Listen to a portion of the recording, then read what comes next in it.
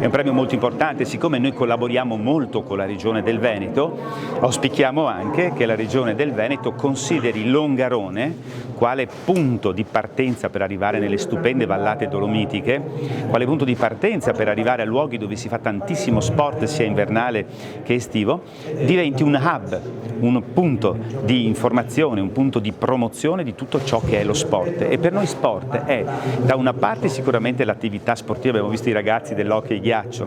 ma è anche un punto fondamentale per quanto riguarda la vita sana, per quanto riguarda un turismo, come si dice oggi, che rispetti l'economia circolare, cioè un turismo che non spreca, che non inquina, che pone l'essere umano in amicizia, in sintonia con tutto ciò che è la natura. Ma dall'altra parte anche vuol dire imprese, abbiamo dei distretti di produzione industriale nel settore sportivo che sono fantastici, che sono leader mondiali qui in Veneto, e quindi è un'occasione anche per ricordare che in aree come queste, dove c'è un problema di spopolamento, tu attraverso il sistema sport, inteso appunto in questa accezione amplissima che ho appena detto, tu hai la possibilità di creare nuovi posti di lavoro, di creare aziende. Infatti noi l'anno prossimo contiamo molto che ci siano anche le imprese, direttamente le imprese, perché vorremmo anche, grazie a questa apertura verso l'Europa, che è qui alle mie spalle, questa organizzazione europea, che le nostre imprese partecipassero, con l'aiuto anche della Fiera, ma della Regione, di queste istituzioni, di più ai programmi europei di finanziamento, perché i programmi europei di finanziamento servono per avere soldi, ma anche per essere inseriti in circuiti virtuosi, grazie ai quali tu puoi appunto creare più prodotto, più esportazioni e anche più posti di lavoro di conseguenza. Lo sport è un veicolo di promozione straordinariamente efficace per la nostra regione, per la regione del Veneto, per la comunità veneta e per tutto quel mondo legato allo sport del Veneto, fatto di tantissimi atleti. Pensate, ne abbiamo quasi 500.000 che praticano le diverse discipline in Veneto, ma anche pensiamo a tutto ciò che è legato al comparto sportivo in termini di economia, in termini di produttività, di occupazione. Quindi mettere lo sport al centro dell'attenzione è per noi un investimento nel nostro territorio e nella nostra comunità.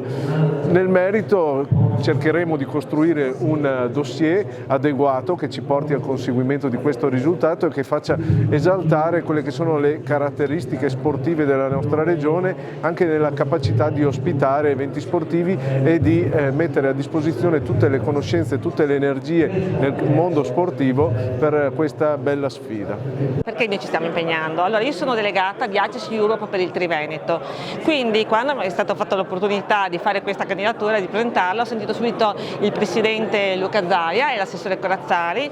e sono stata molto felice del loro appoggio e la condivisione per la presentazione di questa candidatura. Fondamentale perché secondo me è importante che il Veneto diventi il fulcro, il cuore pulsante dello sport in Europa, a livello promozionale importantissimo, ma anche da un punto di vista educativo, sociale, per il turismo, culturale, fondamentale per il nostro territorio, e sono sicura che questa sfida così ambiziosa riusciremo a vincerla. Lo sport qui è una base importante, l'attività sportiva outdoor, nella natura, all'aperto, gli sport invernali, l'attività estiva, il turismo sportivo,